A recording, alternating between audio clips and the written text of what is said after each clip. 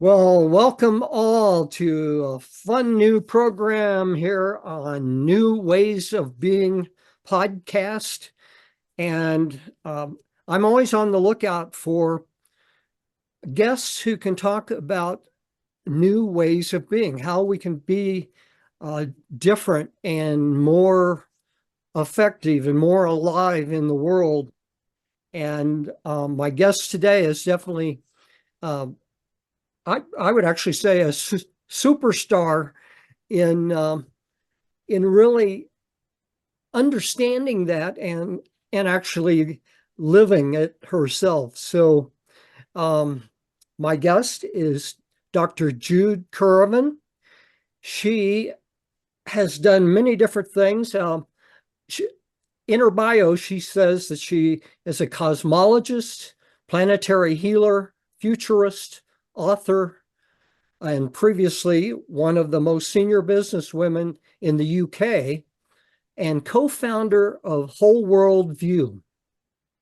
Now, we will explore into some of that more. I do want to say just a bit more before I turn it over to her and let her tell her story. But Jude integrates leading edge science, research into consciousness, and universal wisdom teachings into a holistic worldview.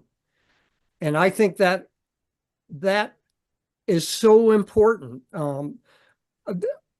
Being able to take it from the science that tells much of the story, but to really tell the story with consciousness and how uh, consciousness plays out in the universe and in the world um, is important. And what is especially important, of course, is today in the world right now to have an understanding that we are a part of this great whole, and it is founded in consciousness, pure consciousness. And once we can arrive at that point, then we can begin to see the world, I think, in a very different way, a different perspective. And we will explore into that much more. Um, but that's the thing that I really think is so important. But let me say that she holds a PhD in archaeology from the University of Reading in the UK, and she holds a master's degree in physics from Oxford University. And she specialized in cosmology and quantum physics. Um, but it's interesting. I first encountered you and heard about you and saw you in videos through Humanities Team. Mm-hmm. And I think I saw you in a podcast episode from Humanities Team.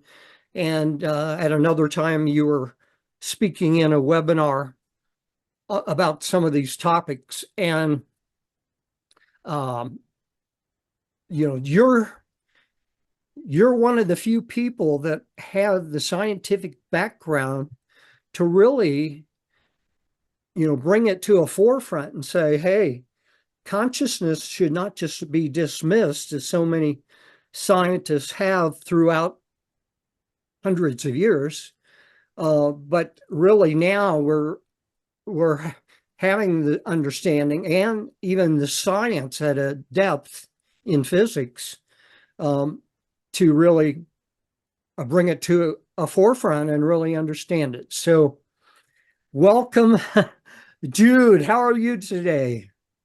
Ray, thank you. I'm so delighted to be with you because you're in Boulder, Colorado, and I'm in Blighty. I'm in England today, and it's a lovely day. So it's my tea time. So if you don't mind, oh, I saw you get yours. I've got my tea too. Okay, no problem. Tremendous. No, it's lovely to be with you. No problem. Well, go ahead and tell the audience a little bit more about yourself, how you came to have such a strong awareness of consciousness and that it needed to be addressed by the science as well.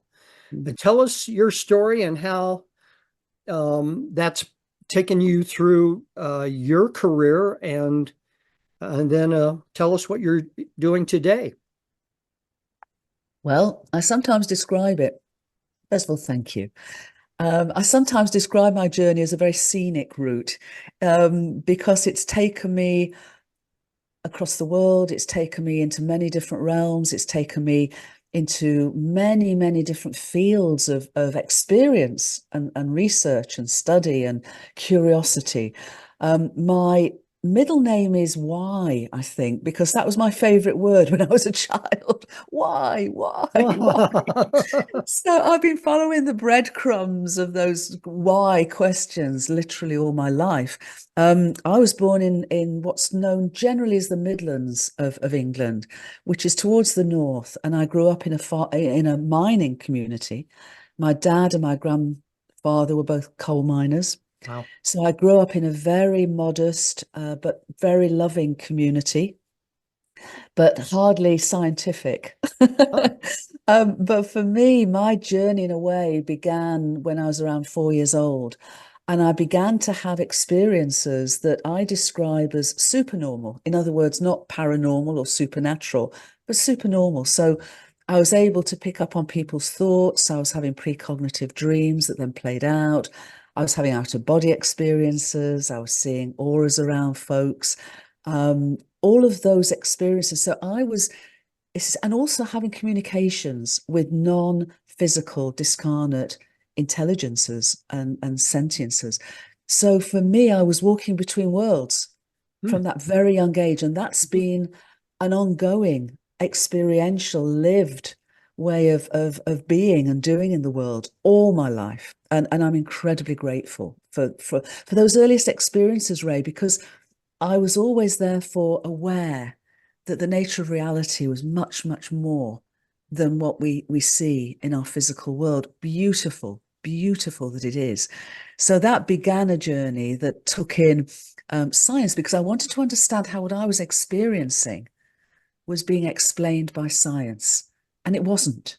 All The right. science that it wasn't. I mean, as you know, the science that we were taught at school, that is still taught at school, even the science, the physics that I was taught at Oxford University in the sort of early 70s, the quantum physics and relativity physics, they were giving us profound clues about this grander, multidimensional understanding of the nature of reality.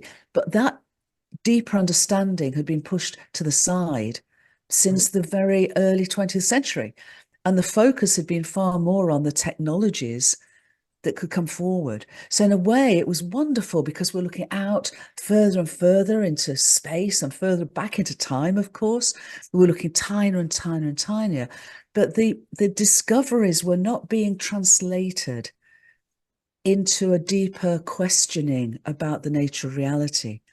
And yet, the evidence was already building up and building up and building up.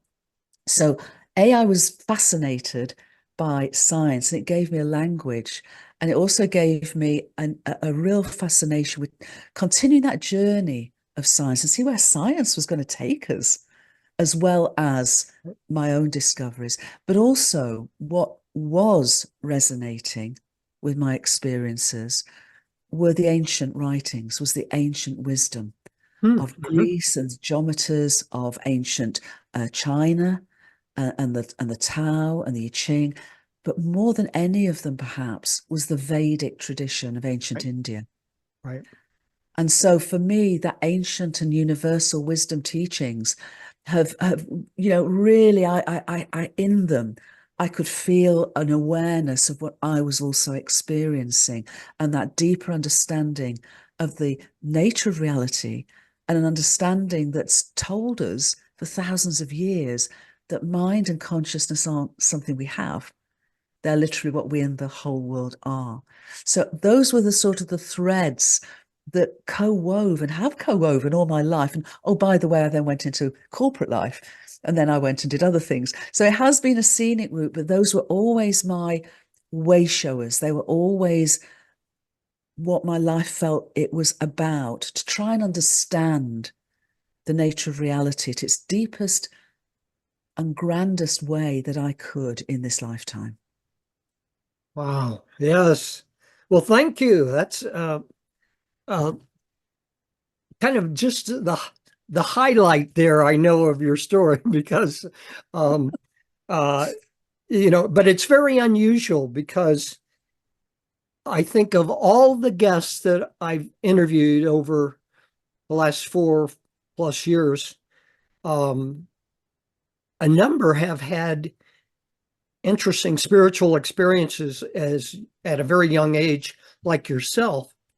And most of them have gone down the path of pure, the spiritual side, Right. and have, so you're the first that I think that I can recall that really got into understanding the science and understanding that the science has to eventually explain this It's, in a way because it's real, yeah, so it, yeah, and it's not, and I love your word there, super normal, because so much of spiritual understanding has been treated as exception, kind of, it's not part of the practical world. In fact, we've, for the longest time, it's been a very clear and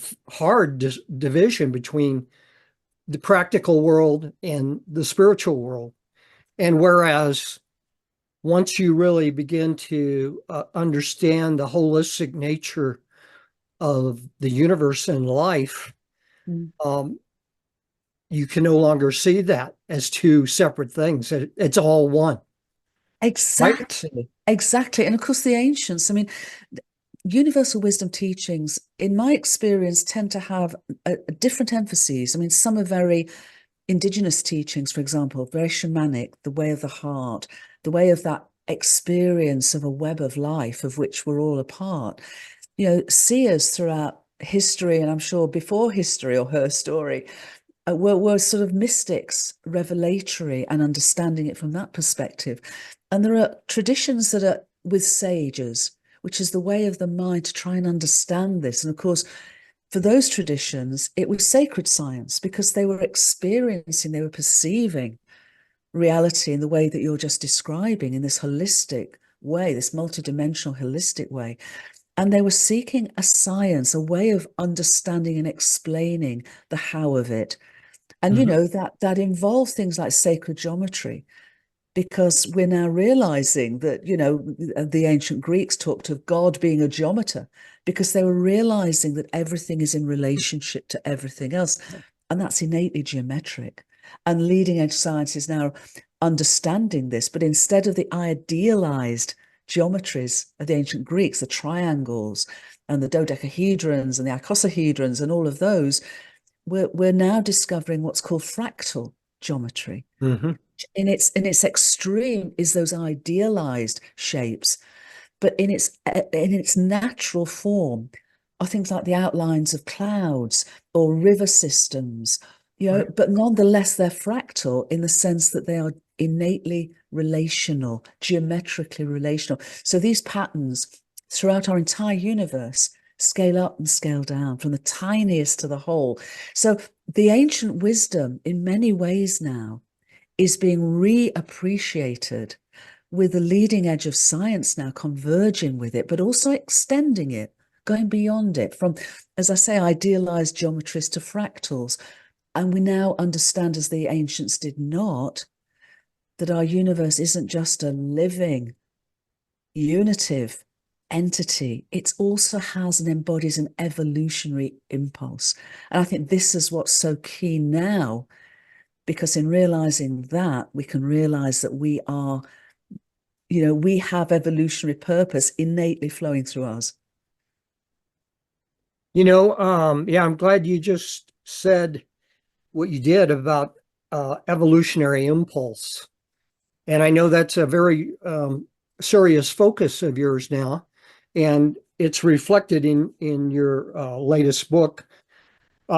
So the two books that I do want to talk a bit about today, because I've not had exposure to your other books, but The Cosmic Hologram, Information at the Center of Creation is an incredible book. It came out in 2017, and it's one of the first.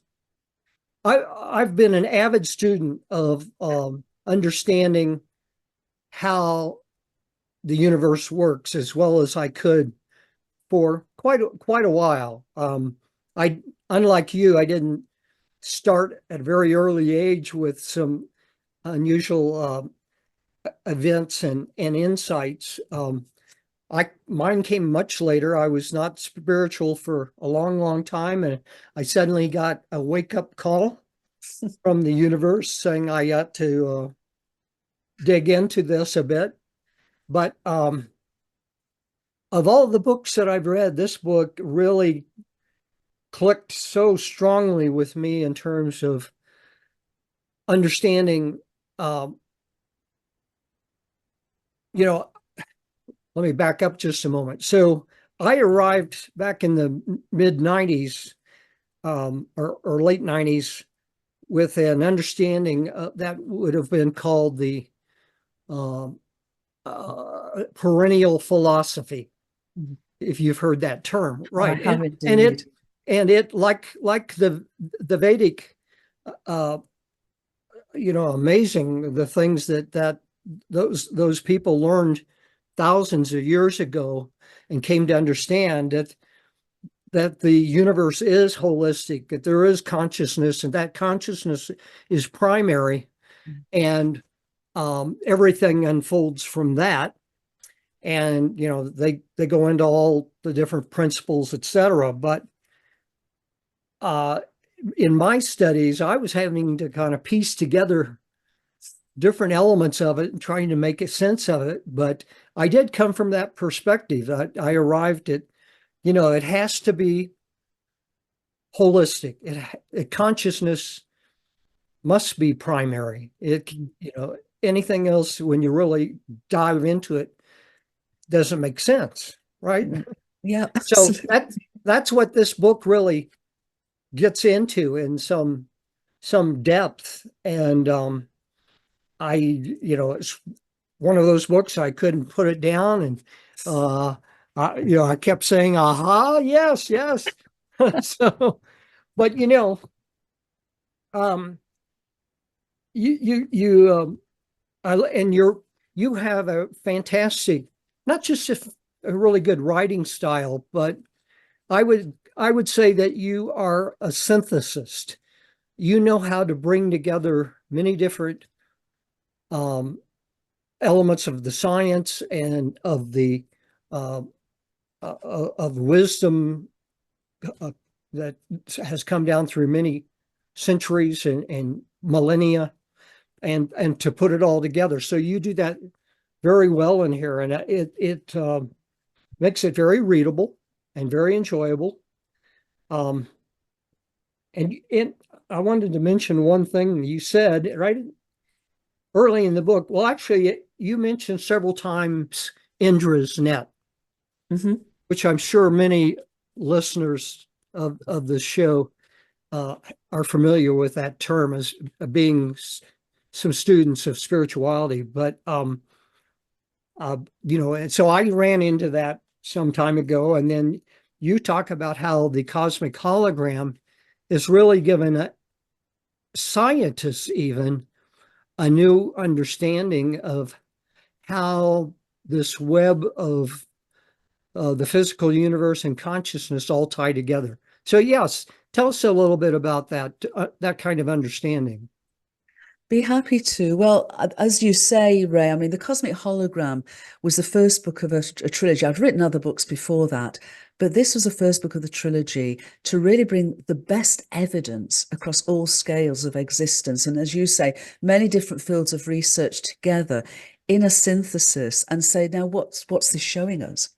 And most of the evidence, and when you look at the peer review papers and all the rest of it at the back of the book, you can see how recent this is. This is not Yes. something that's, we can go back. Some are, but the vast majority of what's being understood now has only been really understood in the last few years and is still being understood.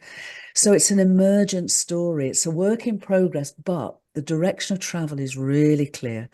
And that's the evidence is compelling, showing us that our entire universe meaningfully exists and purposefully evolves as a living, sentient, and I would add loving, benevolent, and unitive entity. And by entity, what I really would like to describe it as is rather a great thought than a great thing, which Sir James Jeans, the eminent Edwardian scientist, spoke to. And many scientists, you said I'm quite unusual, but when we look back, Einstein would have had these same views. Max Planck would have. I would say that when we go back to the very father of the empirical scientific method, Francis Bacon, he's given a lot of bad press because it seemed that, he led us down this track into materiality and separation.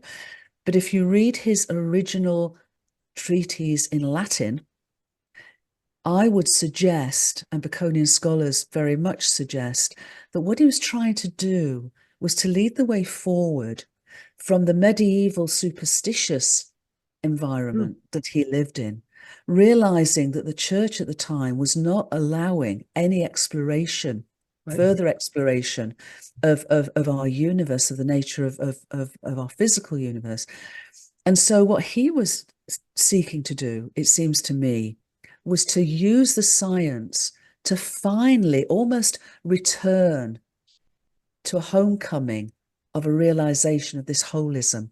In other words, he was seeking for science to reveal the divine because he realized that in his time, the understanding, that deeper understanding was stuck, and it was stuck in dogma, and it was stuck in authoritarianism, and it was stuck in superstition. So I think now what's for me so exciting is this, that the leading edge science is indeed revealing that mind and consciousness aren't something we have, but what we and the whole world are.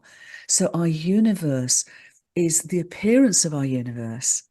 Its energy and its matter and its space and time emerges from deeper levels of cosmic, universal intelligence and causation, and do so in a way that our entire universe exists and evolves as this unitive entity. So it is exactly, I'm not just using it metaphorically. I mean, just as a hologram, the whole is reflected in every pixel, every part, and every part is part of the whole. And that's what Indra's net is describing as well. This is now what leading edge science is bringing us to, that the appearance of our universe is manifested holographically, but it's manifested holographically and emerges from these deeper levels of cosmic intelligence as meaningful information. So everything from the Planck scale, the tiniest pixel of the appearance of our universe upwards, the digitized information that creates our reality, which is real, accumulates. So the Planck scale is as small as to an atom is to the entire universe. So when we go down to that minute scale, think of all the information that's accumulated in a single atom, and further accumulated in molecules, and further accumulated through this incredible evolutionary arc from simplicity to complexity. So to stars and black holes and galaxies and planets and plants and people. So we've had this phenomenal way in which this great universal thought has played out its journey, its life cycle, from its first moment nearly 14 billion years ago to this moment and beyond. So that's what the cosmic hologram is about, because it's bringing all this together, and it's as simple as it can be, but no simpler. That's what Einstein always said. Our universe is as simple as it can be, but no simpler. And I would say to fulfill its evolutionary purpose. Fantastic. And that's the exact paragraph that I'm looking at in your book here in the the first introductory uh, uh, section there, um, and you know, the book. I definitely, I would say this book appeals to uh, intelligent people who want to understand how some of uh, the parts fit together in the universe. What are some of the principles that make it work?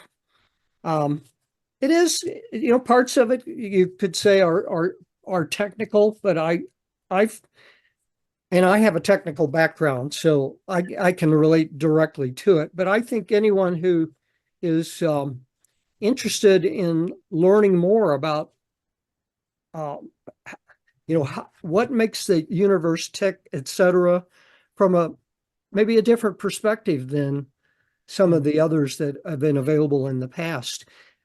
One of the things that's very interesting is you used a different metaphor for this book than I would have possibly guessed, and that is you relate it to baking the perfect cake. Maybe it had to be a woman author to do it like that. And but what's interesting there is that term perfect. The universe has well, I can let you explain it better as coming from your background of why the universe can be described as being perfect. You know, even though in the human world today we see all this imperfection and everything that's wrong, but yeah, tell us why the universe is perfect as it is. Well, I describe it in the book, Ray, as perfect insofar that it's been able to, over the nearly 14 billion years, to journey from that initial incredibly fine-tuned and ordered simplicity to ever greater levels of complexity. If the initial conditions of our universe weren't so exquisitely fine-tuned, it wouldn't have even been able to make a start, let alone go through its entire evolutionary arc. So I talk about it being perfect in its ability to do that. That's the Okay. point. Yes. And you know, we can delve into our own humanity and all the rest of it. But you know, when you bake a cake, you're needing things like recipe and ingredients and a container and all of that good stuff. So the initial chapters sort of bring those together, but instead of making a chocolate cake, which my mum was amazing at, we're talking about the baking of a universe, as it were. I love it. I love it. And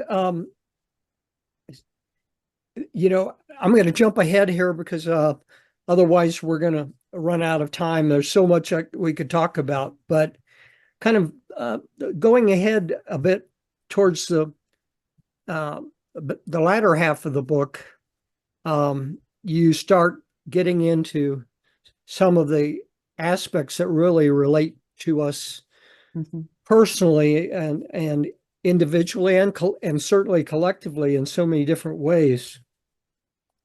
But the big point that you one of the big points that you make in here is, you know, we could ask the question, and you ask this question as the title of a chapter: Who makes our perfect universe? And you go on to say, well, that's kind of the wrong question. That ultimately you said God isn't out there, a creator of the universe and its creations.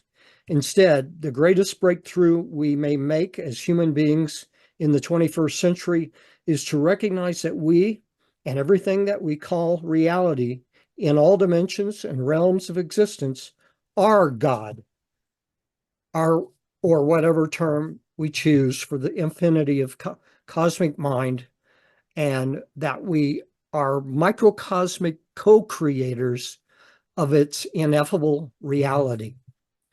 Yeah.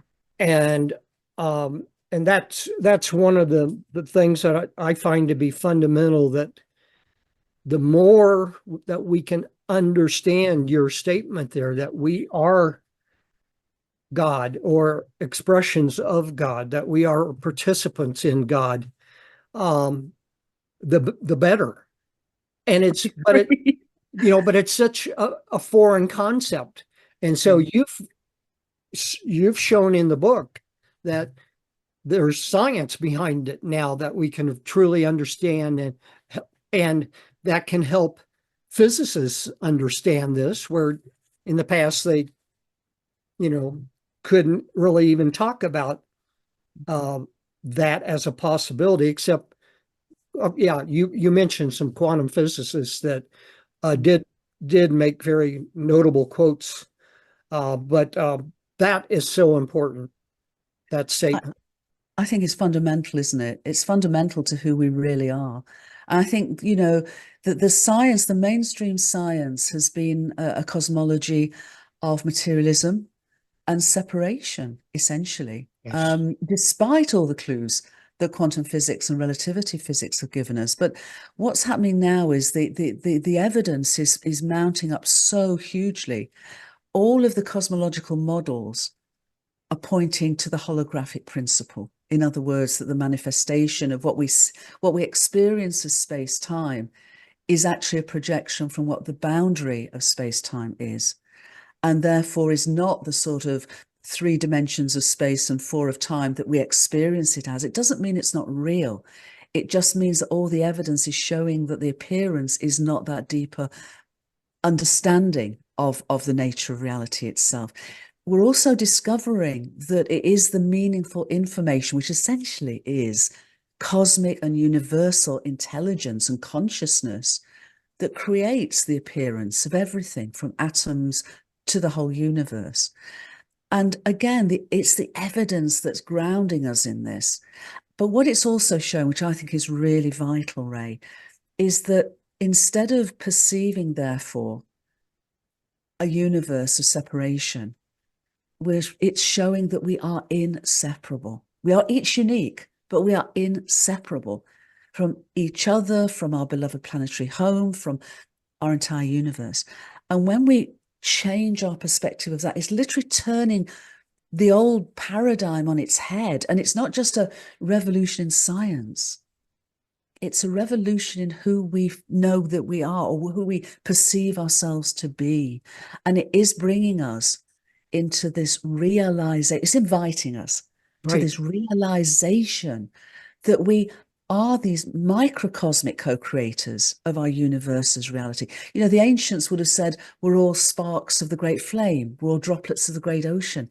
We're Mhm. unique. And because this is also showing that our universe meaningfully exists because of these incredible relationships that play out at all scales and throughout time, and purposefully evolves because it does so from simplicity to complexity, it means we innately have meaning and purpose in our own lives.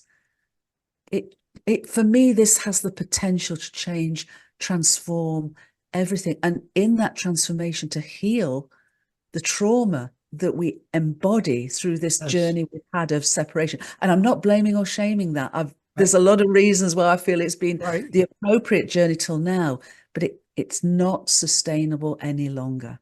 Right. You know, I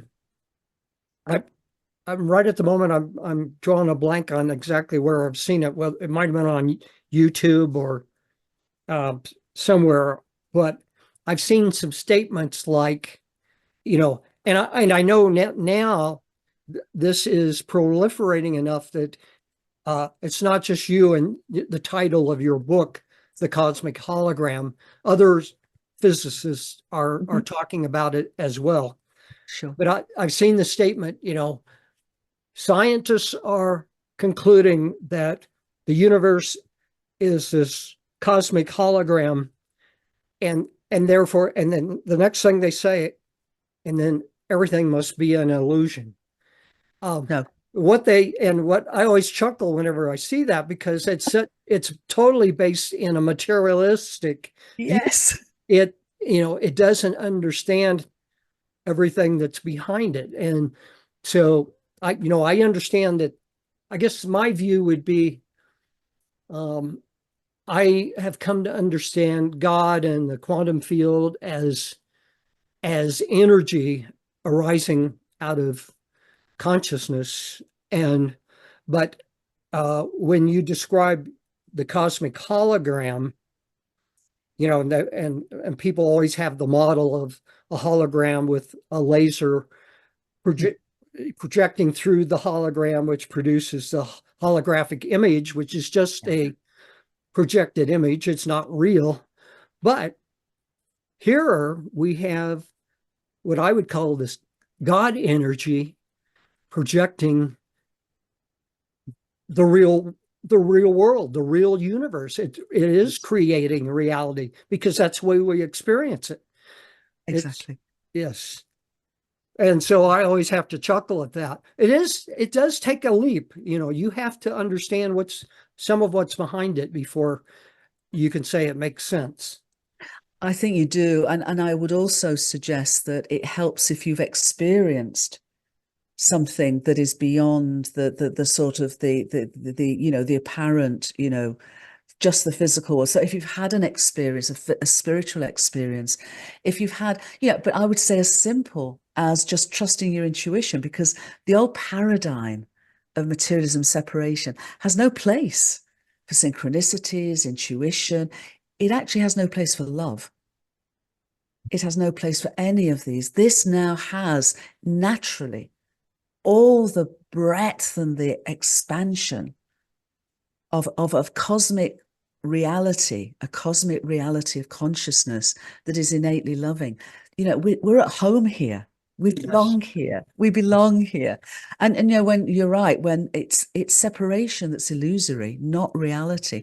The other thing, I don't know if you've heard, but certainly on the West Coast, and the tech guys are very keen on a hypothesis. It's not, in fact, I wouldn't even say it's a hypothesis because there's absolutely no evidence for it, that somehow we're living in a simulation. Right. And all that does is it kicks the can down the road, because it doesn't do anything to address what we're sharing and what you're saying, which is essentially we are spiritual beings having a physical experience where we are microcosmic co-creators of the eternal, infinite, cosmic mind, as Einstein called it, that we can also call God or great mystery or Allah. Yes. Thank you. All of what you just said there, there's a lot of value to have some awareness of what you're talking about. And it does, I have to agree. For many people that are so locked into mental process, for one thing, but of the current worldview and being practical, it's hard to reach that level of understanding until you have a spiritual experience. And what's become so powerful in my life right now is I've suddenly started having significant experiences that go beyond, the glimpses. Over many years, I had different kinds of awakening, and I was, gaining insights, etc. But once I started wearing these energy crystals, it raised my vibration level to a point that I could suddenly have conversations with the divine in whatever form that I never could have before. And it's a total shift once that can happen. So you're absolutely right there. And I think our job is to help find ways to help share this kind of information and help share ways that it can be experienced. And one of the things I saw that you do, I'm going to skip for just a moment, then we'll talk a little bit about the story of Gaia. But I saw, well, and it was in your bio there, your introduction, that you're a co-founder of Whole World View, which is an organization that is promoting this understanding, right? I wouldn't describe as an organization. We describe ourselves as an organism. Okay. Okay. Because we're evolving and emerging. But absolutely, I co-founded Whole Worldview in 2017, along when the Cosmic Hologram was published, because there was a sense that to offer people a more understanding, and also invite them into experiencing this perspective. So we serve the understanding, experiencing, and embodying of unitive awareness. So the website wholeworld-view.org, it's got loads of free resources. You can follow the unity of science, you can look at lots of podcasts, you can look at videos, you can join up to our free newsletter. But there's a lot of resources that just are inviting people who are interested and would like to perhaps take some steps on this journey, an adventure. Very good. Thank you for telling us about that. Yeah, I want to explore into that more. But I was impressed that you took that extra step to do that, because the book is one thing, but we need multiple ways Yeah, yeah, of spreading the word and helping people understand. Provide resources in multiple ways. So, absolutely, absolutely. And I'm co-producing a short video, a short film at the moment called A Radical Guide to Reality. oh, And that we hope will be launched in September. It's only 14 minutes. And we're doing two things with it. It will be free for everyone. So we'll be placing it on YouTube. It will be free, but we're also translating the script into 14 other languages beyond English. So regardless of where you are in the world, you should be able to understand and be engaged with it. We're also producing a big educational wraparound for young people and their educators. So it'll be free for everybody. It'll also be free with an educational wraparound for in educational contexts. right. Well, again, that is great, and I know that well, you and I are both members of humanitiesteam.org. Um, that is a membership organization that's free for anyone to join, and they have the same kind of mission. They are trying to promote expanding consciousness and understanding that we need to evolve in consciousness, um, if we want to have the kind of world that we would like to see instead of what's in the news. And um, and you have, I think, multiple programs that are available through them, uh, Yes. and their website, and so you have other kinds of programs where you teach some of these ideas and talk about um, evolution and and some of the science behind it, etc. So, Yeah, and also I'm very fortunate to be invited to be a guest on many podcasts, such as your amazing podcast. And what I'm really loving is the breadth of those invitations. Everything from healing to what's going on with economics and transformational change in the world, how we can come together in social movements to spread and to share and to work together and support each other. The podcasts, and they're all on the website too. People can delve into those and get such a different breadth, because of course every host brings your own wisdom, your own interest, that of your community. So the conversations go whichever way right. you as a host like them to. So there's a lot of that too, and I just think it's the more we can share our own experiences, the more we can share this invitation, the more we can support each other through this, what I call this journey of homecoming, and this journey of our conscious revolution. um, this is the time, Ray. This is our collective moment of choice, and this is our time, it seems to me, to do Yes, this. I agree. And yes, I would, I guess I haven't maybe paused here. It just occurred to me.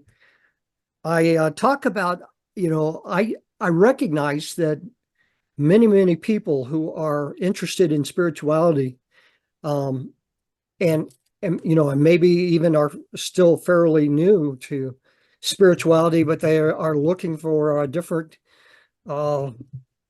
answers into what the universe is, where do I fit in this universe? And many of them I know do ask the question, how can I make a difference? And certainly I would invite all listeners to explore into that, do look for opportunities to not just learn about concepts, but to experience the world in new ways of being. Like that's what this podcast is all about. And these kinds of resources, uh, she just mentioned one called Our Conscious Revolution, that is available through Humanities Team, and many more are available from that organization. So go to humanitiesteam.org, Mhm. and you can find that there. You could also find it through Jude's website, judecurrivan.com, as well as the other one that we mentioned, world wholeworld-view.org. Yes. So some great resources here. Um, Before we run out of time, let's just touch base and talk about uh, your work in evolution, Mhm. and the book, The Story of Gaia, The Big Breath, and the Evolutionary Journey of Our Conscious Planet. Um, and and obviously, a couple things jump right out there.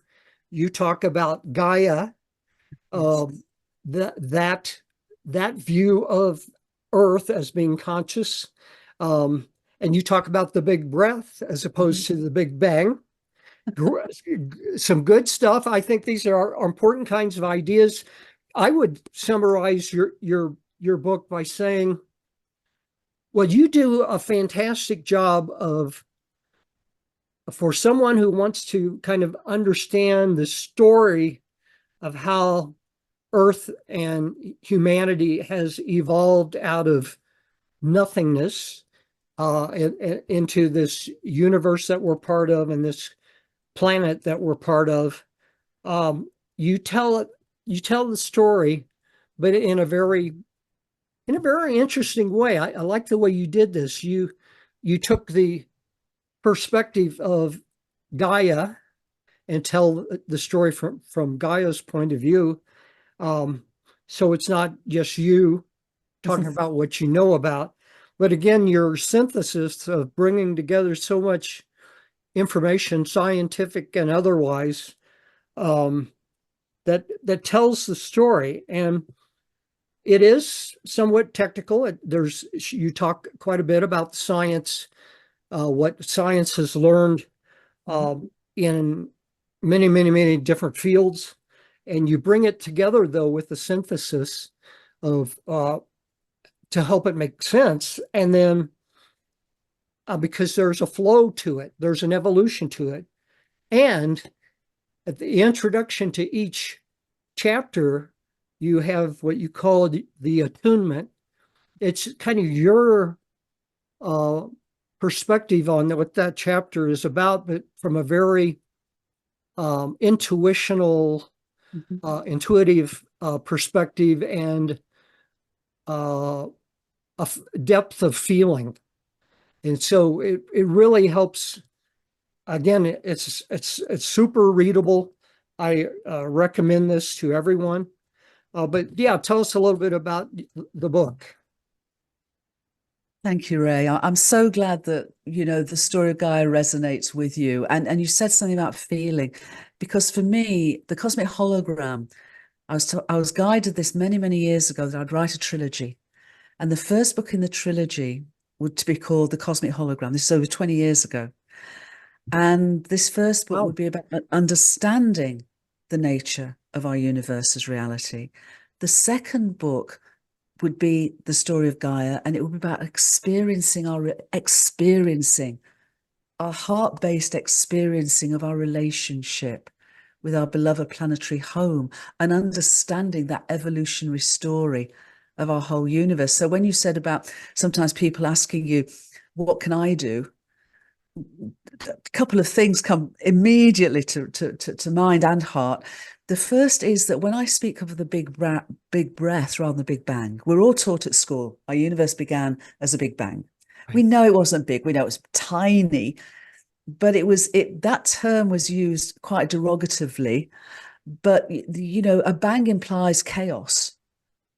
We Right. now know, as I mentioned right up front, that our universe began an incredibly, exquisitely fine-tuned and ordered state that enabled it, relationally enabled it, to undertake this incredible evolutionary journey. So rather than a bang, I went back to the ancient tradition of the big breath, that our universe is the big breath, the out-breath of God. So by doing that, it's sort of, for me at any rate, and I've heard so many folks feel this too, that it's somehow the vastness of the universe. When we appreciate that the big breath of our universe, its ongoing big breath, breathes through us in every moment, it brings it into an intimate relationship, and perhaps even to consider that, as we breathe in, we're breathing in that living, loving essence of our universe's big breath. And when we breathe out, we can breathe that love, our love, into the world. That's something we can do with every breath. Breathe that incredible breath through us and breathe it out. And also a whole world view. We talk about act local, feel global, and think cosmic. Because what we're saying here is we are these inseparable microcosmic co-creators that we were talking to earlier. And so bringing all that through our lived experience, we can act local. What is it in our communities that makes our hearts sing, that we can serve, that we can do? Because we never know whether, we can do a tiny thing. It may be just a kind word with a stranger that we don't know, but that stranger was on the verge of doing harm to themselves.